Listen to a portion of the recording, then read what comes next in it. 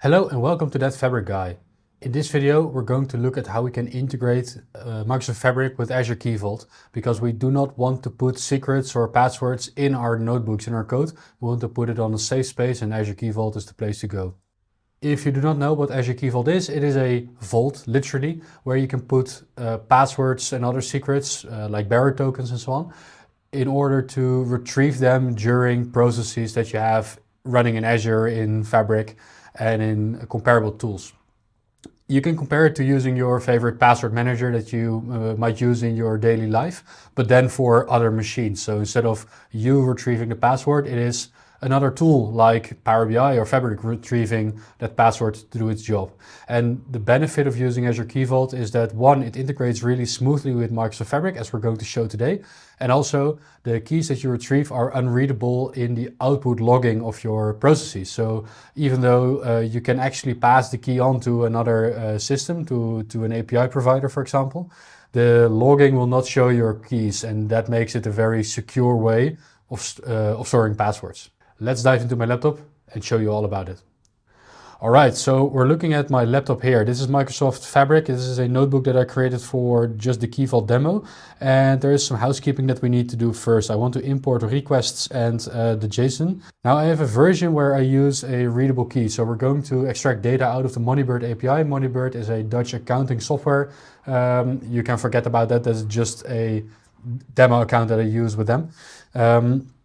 And even though I have my Moneybird administration ID, my token, and a URL here, do not attempt to try these. One, it is a demo administration, so there's no real data in it anyways. And two, I will remove this key after the video, so it will not work for you. Do not try to use it.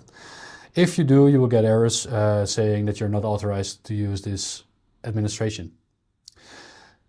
Now, this is a readable key, and the problem with a readable key is that the key ends up everywhere. It ends up in your code. It can end up in version control in Git as well, and you can never scrub it from Git anymore. It's quite immutable. And also, it will end up in your logging. So you'll basically have exposed your password to the entire world, or at least to everybody that can see your code and your logs. And that is not something you want to do from a data security point of view. However, in order to demo the API and how this looks like, this is the place that we start.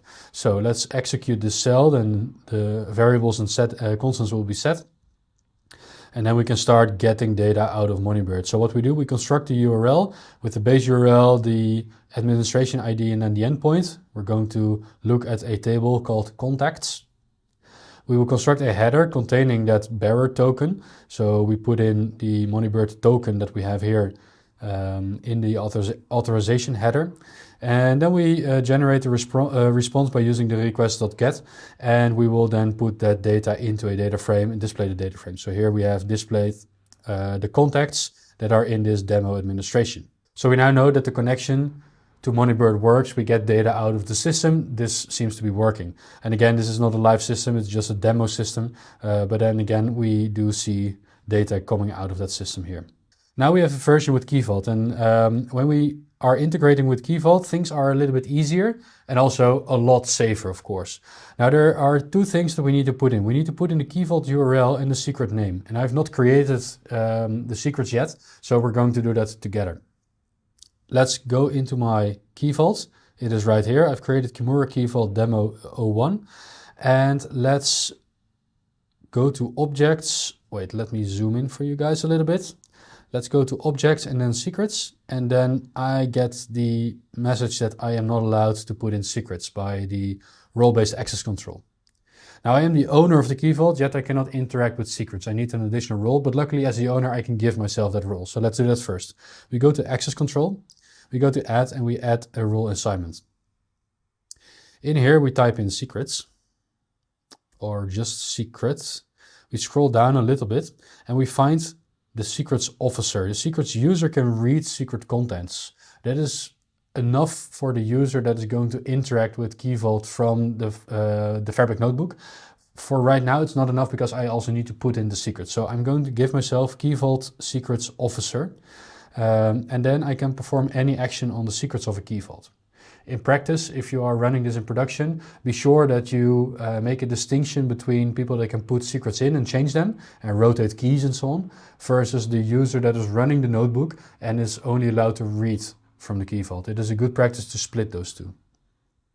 I press next and I select members. I click next again and then review and assign. And now the role has been assigned to me. So now I can go to secrets, and indeed we do not get this error message anymore.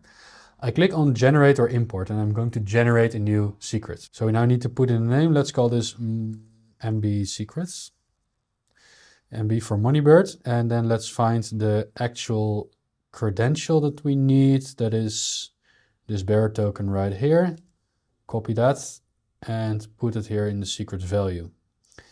Now we can see that this is unreadable, but then when we create it, we have a secret. We are not going to save that on my MacBook. No, thank you. And we have our secret right here. We can view the secret. We can go to the current version of the secret, show secret value, and then we can validate that this is indeed the secret that we're working with. All right. Now, remember, we need two things in order to connect to KeyVault. We need the URL and we need the secret name. The secret name we have because we just created that, and that was MB secret for Moneybird secret. MB secret right here. Let's go to our KeyVault and go to overview, because here in overview we find the URL. And we can simply click this button here, or we can copy the entire string. So let's do that. And then we put it right here. Usually it will be something.vault.azure.net, the something being the name that you've given your KeyVault. Now we need to create a token, or at least we need to fetch the token from our KeyVault. I call this variable token because that's what it is. And we do this by executing this piece of code right here. We're using notebookutils.credentials.getSecret, and getSecret asks for two things: the KeyVault URL and the secret name. What this will do is it will fetch the token out of KeyVault. And now, in order to showcase how this works, let me just put this into a separate code window so we can run this independently. And let's print out the token. And now you would expect that we get a token, and we do get a token. However, we cannot see the token. It is redacted. And this means that our token is indeed fetched, because if we're trying to fetch a token that doesn't exist, we get an error. So if we get redacted, then the token is being fetched from KeyVault, the secret is being taken. But redacted means we cannot see it from this client side here. It is only used internally. And when we pass on the token to our API, where we do a request to the API, that will actually work. So that is amazing, that the secret value will never show up in any logging, in any code, but it can be passed on to the API. Okay, let's remove the cell again. And then we continue with our cell, get data. This is all the same that we had in the previous example, but except for MB token, we now put in just token, because that's the name of the variable that we've just created.